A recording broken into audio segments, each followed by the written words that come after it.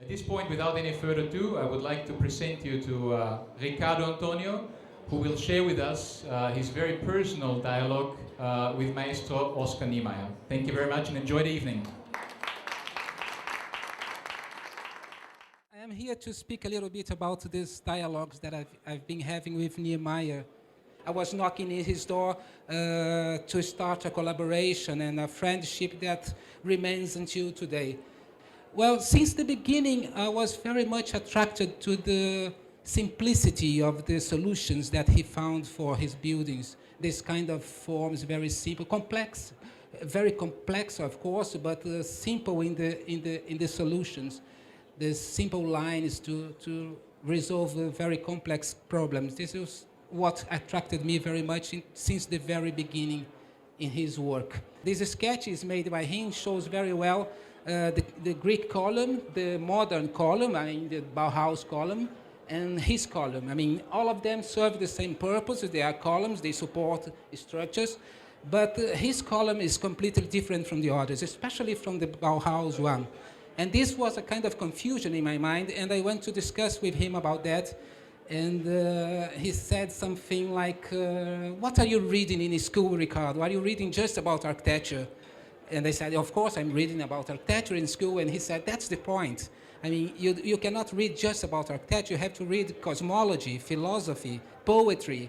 Otherwise, you are going to become a dumb. So go home and start to study other subjects apart from architecture. You have to understand the essence of the universe, the essence of things, if you want to design things. This is the kind of invisible furniture, which is very important for Niemeyer, because the most important thing for him is not disturbing the architecture, the interior space with furniture and things like this. One of the most famous rites of passage in Niemeyer's work is this cathedral in Brasilia, which is also a very famous building. You have to go down, the building is there, but you have to go down, to enter the building, you have to go down this very dark corridor. It's all black, ceilings, floor, walls, everything is black.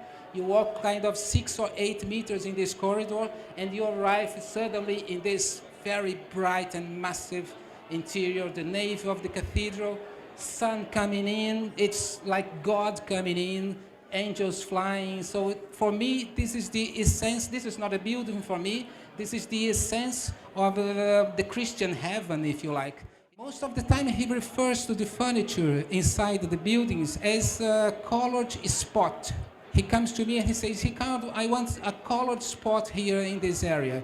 That means that he wants the furniture, like, for example, this is the structure in Niterói Theatre, and we have inside this colored spot on the structure. It's more or less like a skin that we put on the structure with specialized functions. For example, we have the seats here where you can sit to watch what's going on the stage, and you have that area, the lounge area, here.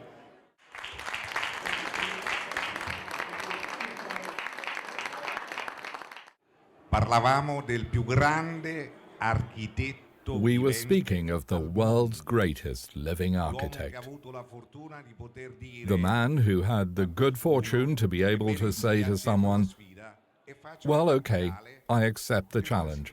I'll do the capital of Brazil.